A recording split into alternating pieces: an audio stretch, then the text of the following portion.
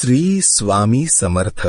स्वामी भक्त हो, स्वामी अक्कलकोटीमध्ये आपला स्वागत आहे. तर सुरू करूया आजचा प्रवचन. नित्य स्वामी दर्शन, दिवस 39वा.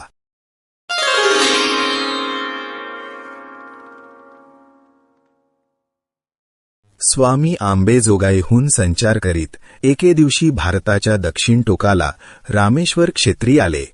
श्रीरामाने पूर्व पश्चिम सागर संगमावर शिवलिंगाची स्थापना केली. ते हे पवित्र क्षेत्र. स्वामींना रामेश्वर अतिशय आवडले.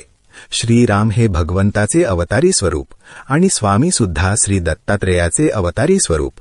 त्यामुळे श्रीरामाचे स्मरण झाल्यावर स्वामींना स्वतः सिद्ध परमात्म स्वरूपाची जणू आठवण झाली. या रामेश्वरी स्वामींनी अनेक लीला प्रकट केल्या. स्वामी जेव्हा रामेश्वर क्षेत्री प्रकट झाले तेव्हा केवळ त्यांच्या अस्तित्वाने एक चमत्कार घडला. रामेश्वराची पूजा करणाऱ्या पुजाऱ्याला गावातल्या काही उपऱ्या लोकांनी बाहेर काढले आणि तो हक्क केवळ दंडेली करून मिळवला.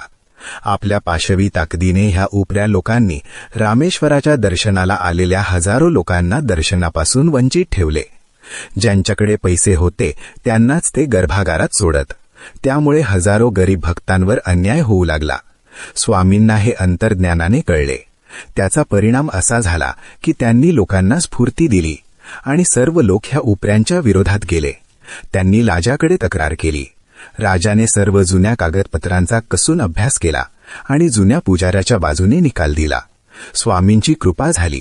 म्हणूनच पिढ्यानपिढ्या चालत आलेले पुजारी पण त्या जुन्या पुजाऱ्याला स्वामींनी पुन्हा मिळवून दिले.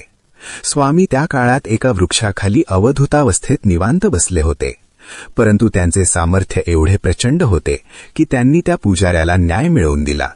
पुजाऱ्याला हा सर्व प्रकार कळला तेव्हा तो धावत धावत स्वामींपाशी आला आणि त्याने स्वामींच्या चरणांना घट्ट मिठी मारली. त्याच्या डोळ्यातून आसवे वाहू लागले. तो स्वामींना शरण गेला. त्याच्या तोंडून मंत्र भारलेला स्वर निनादू लागला. दिगंबरा दिगंबरा, श्रीपाद वल्लभ दिगंबरा. स्वामींनी त्याच्या पाठीवरून हात फिरवला तेव्हा त्याच्या संपूर्ण शरीरातून आनंदाच्या लाटा उफाळून आल्या. भिवू नकोस, मी तुझ्या पाठीशी आहे. सत्पुरुषांच्या सहवासात जीव नेहमी शांत होतो, हा प्रत्येक भक्ताचा अनुभव आहे. एकदा का सत्पुरुष स्थानावर येऊन समाधी अवस्था भोगू लागले की संपूर्ण परिसर शुद्ध आणि सात्विक विचारांनी भरून आणि भारून जातो.